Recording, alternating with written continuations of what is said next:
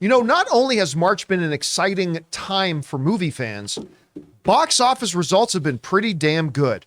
We already saw this month, something like Creed came out, broke the franchise record for biggest opening weekend, not just out of the Creed films, but all the Rocky films.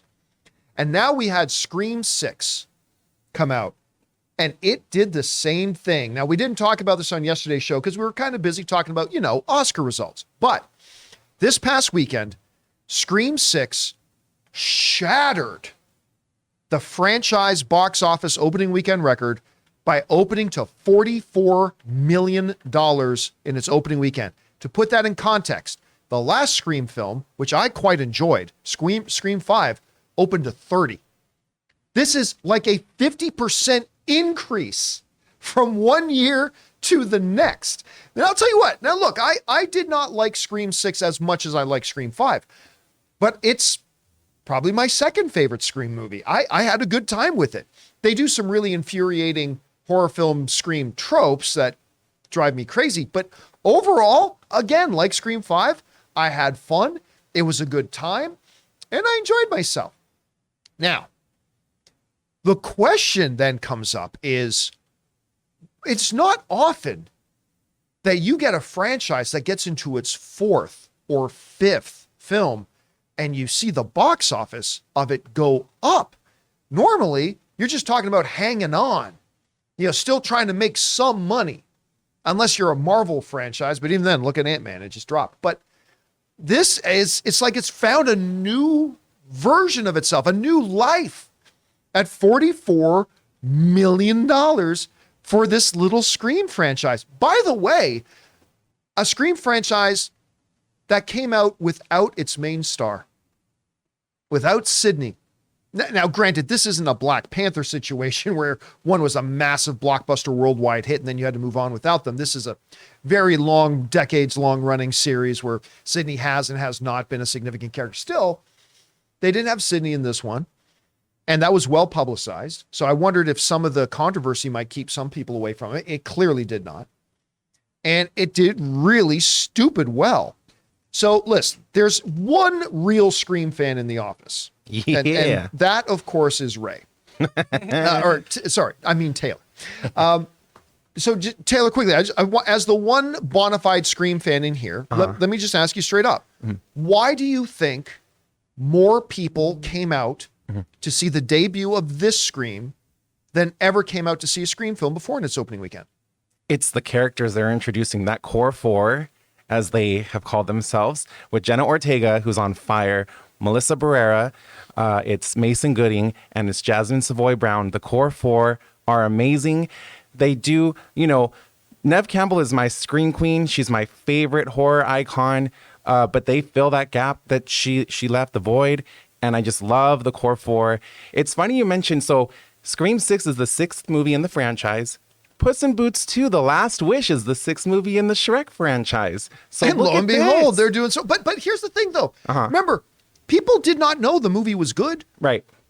Why did they flock out to find out? Why did they rush out to the opening weekend to see this movie like 50% more than they did for Scream 5? Was it something in Scream 5, do you think? Was it something in the marketing? What did you think? I think it's a combination. I think it's Scream 5 set up Scream 6 perfectly. If there was a sports analogy with tennis, I would do it, but I don't know sports. And I just feel like they just set up whatever it is, they spiked it. Is that why your dad left? Yeah. Okay. He left because I hit the tennis ball and he's still after that ball. Well, aren't we all?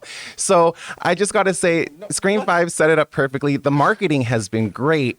And I was talking to Rob earlier this morning. There is something in the trailer, I will not give it away, that they set up, and then it plays out completely differently in the movie, and it blew my mind. I could not believe it. I was like, oh my God, I thought I knew exactly how this was going to play out, but that trailer is cut in a very specific way. I'm just so proud of both of my six my two favorite franchises, Shrek and Scream. Who else can say that? So exciting. They're doing well right now. Rob, I don't think you had a chance to go see Scream 6. I did. You did? I did. Well, I was going to say, regardless of whether you saw it or not, like, what do you attribute that? Listen, it's not a small. This is a massive, because you can say it's just like a $14 million jump, but that's a 50% jump from last time. What do you attribute that to? You know what I would say? these movies don't suck. I mean, I think that's when it comes the horror franchises that run a long period of time are a law of diminishing returns. They get worse as they move along. And look, as much as I like the Nightmare on Elm Street franchise, people might say that the sequels peaked with Nightmare on Elm Street 3. Even though there's stuff to be had in 4 and 5 and Freddy's the New Nightmare. But these movies have stayed contemporary, and I think that they've delivered to the audience a satisfying experience at the movies. Say, look at the Halloween trilogy that Blumhouse put out. Halloween Kills and Halloween Ends, not the greatest. And didn't deliver this movie has great kills, vicious, bloody. I mean, and it's got great characters that you like. And when you come out of the movie, you don't feel like, well, that kind of sucked. I mean, I came out of this movie going, that was really good. You know, and that's what people want from movies. And the fact that this franchise works as well as it does over the course, I mean, this is kind of like the Mission Impossible franchise in that it's been running for like 2 decades. So it's amazing that it's as good as it is. And that's, I think, what it delivers. What do people want with their franchises? They want a familiarity that also doesn't disappoint. And that's what this franchise is doing. All right, guys, question is for you. Scream 6 ended up shattering the record for the franchise. Why do you think the box office, the last couple of films, has gone up like that? Did you see the film? Did you enjoy it? What do you attribute the success to? Whatever you guys think, jump down to the comments section below and let us know your thoughts. Hey guys, we want to take a second to thank a sponsor of today's video, Manscaped. Breaking news, Manscaped now sells beard products. That's right, they are once again revolutionizing men's grooming with the brand new Beard Hedger Pro Kit. Now you can finally use Manscaped products to make your drapes match your carpet by going to manscaped.com and using the code Campea for 20% off and free shipping. It all starts with the Beard Hedger. This thing is a juggernaut of fixing faces. First off, this cordless trimmer has a rotary wheel that gives you 20 hair cutting lengths, all with one guard. So no more messy drawers full of extra add-ons. You also get the beard shampoo and conditioner. Because guys, you gotta remember that all of your hair is different. Your beard hair is more coarse and easier to damage than the hair on your head. Next, the kit has Manscaped's beard oil. The oil relieves dryness both on the beard and the skin beneath. You then cap it off with the Beard Balm that shapes, styles, moisturizes, and tames for a sculpted look. The Pro Beard Kit also comes with 3 special gifts: a beard brush, comb, and scissors to ensure your beard is ready to impress. So get 20% off and free shipping with the code Campea at manscaped.com. That's 20% off with free shipping at manscaped.com and use the code Campea. Manscaped Beard Hedger, 1 stroke, 1 guard, 20 lengths.